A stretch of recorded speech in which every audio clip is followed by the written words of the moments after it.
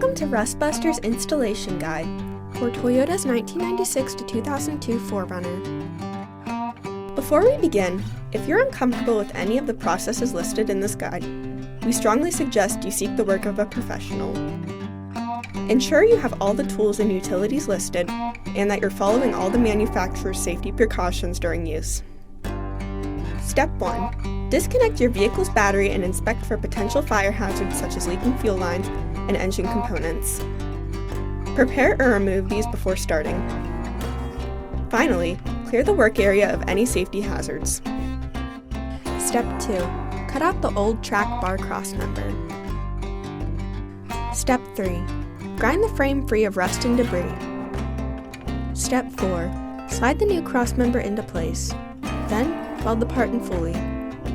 Step 5. Finally, paint the part and work area with primer. Then you're done!